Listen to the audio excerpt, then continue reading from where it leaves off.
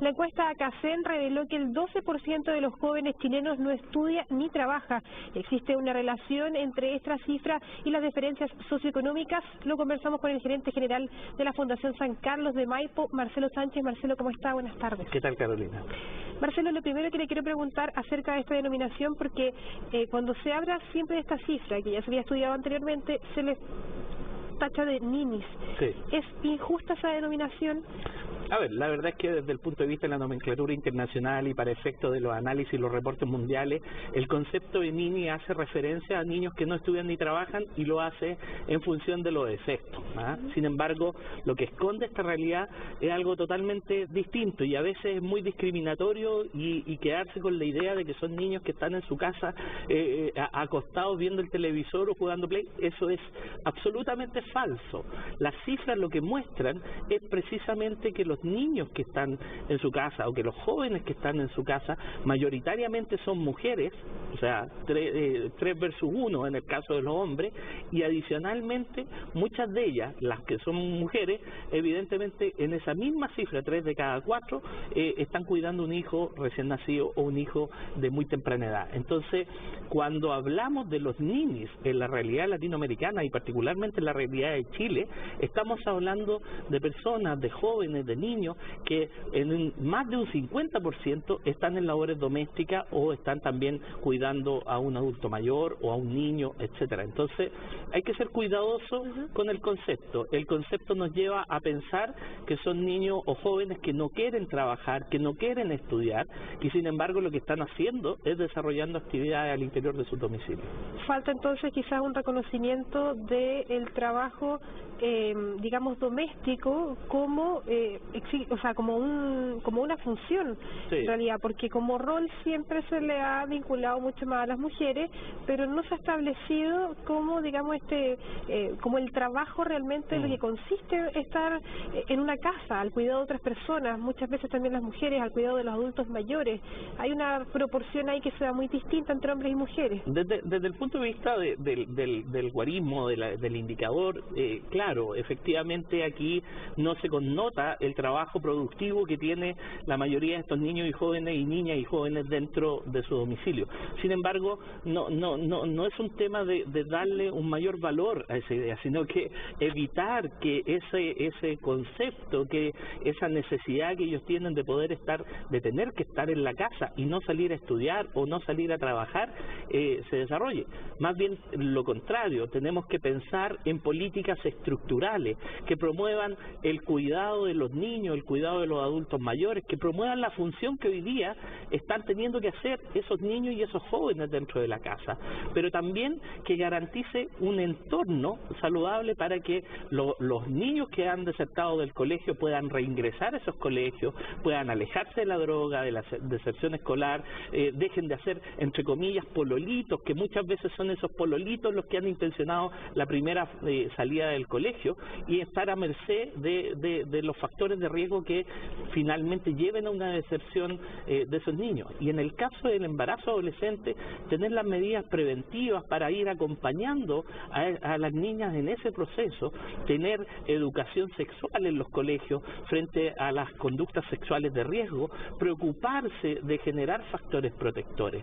¿Qué es lo que nos empieza a pasar? Vamos viendo de que hay una clara asimetría en la distribución de los ninis, donde finalmente la mayor proporción, prácticamente 2 de cada 3, están en zonas de altísima exclusión social. Y también vemos que en el caso de las mujeres, que 3 de cada 4 son mamás o han tenido embarazo adolescente. El embarazo adolescente multiplica por 6 la probabilidad de ser nini. El ser mujer multiplica por 3 la probabilidad de ser niña. Entonces parece ser que aquí estamos encontrando un patrón presente. Mujeres que están afectadas o pueden estar afectadas al cuidado de un niño, una niña o de un adulto mayor, pero también mujeres que se embarazan tempranamente y por lo tanto tenemos que poner dispositivos preventivos que logren abordar esos 2 elementos. Y también me imagino que fortalecer lo que se entiende como responsabilidad estudia dentro de esta formación de familia o en el hecho de tener un hijo también con los hombres. Ahí hay un punto también que hay que fomentar. Por supuesto, como política pública. Acá hay elementos de corresponsabilidad que tienen que ver con el cuidado de los hijos. Sin embargo, en abstracto, la corresponsabilidad en el cuidado de los hijos es música si es que no tenemos políticas que realmente la fomenten. Por ejemplo, la sala cuna universal. Evidentemente es un elemento que va a ayudar. Que sea equitativo para padres y madres. Exacto, la posibilidad de un postnatal o de involucramiento parental mucho más equitativo, donde finalmente propongamos elementos dentro de la política pública que promuevan la corresponsabilidad, el apoyo a la crianza. Hay programas, por ejemplo, preventivos con altos niveles de evidencia que promueven herramientas para que los papás se hagan cargo, junto con las mamás se hagan cargo de la crianza. Y eso es clave, porque esta corresponsabilidad, el ir descargando esta presencia histórica de las mujeres, que estar cuidando a los niños en total aislación de las redes, de la oferta, de los dispositivos que hoy día existen en políticas públicas, ha ido eternizando este fenómeno en las mujeres de mayor condición de vulnerabilidad social. También hay dos porcentajes que son bastante parecidos y que es de las personas entre 15 y 29 años que solo trabajan o que solo estudian, pero quienes logran hacer estas dos funciones de manera, digamos,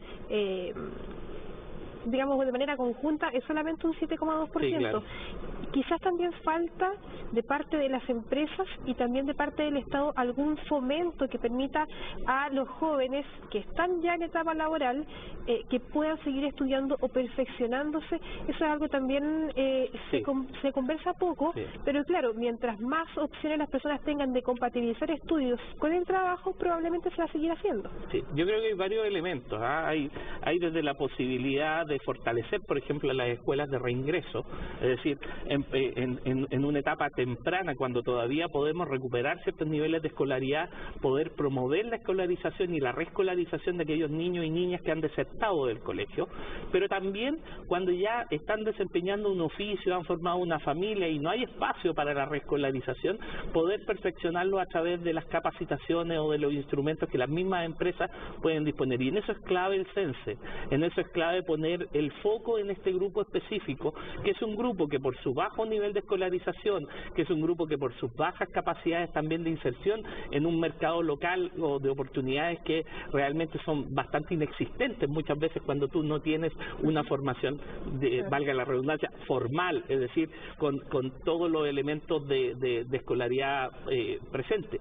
Entonces, el poder promover iniciativas que permitan mejorar estas capacidades desde lo formal, el poder trabajar, por ejemplo, con instituciones tan valiosas como Chile Valora, acreditando competencias laborales, cuando el niño ya definitivamente no va a poder reingresar en un programa de estudio, cuando ya se ha transformado en un adulto que no tiene esas posibilidades de poder reescolarizarse. Entonces, las empresas tienen herramientas, el CENSE tiene una tarea fundamental, pongámosle foco, trabajemos con aquellos niños que hoy día su brecha en materia de productividad, su brecha en materia de oportunidad para insertarse laboralmente es cada vez mayor si no tiene una educación formal, y movilicémonos para que tengamos la posibilidad de contar con buenos programas de reingreso escolar, programas que permitan que un niño o una niña que ha desertado durante un tiempo importante del colegio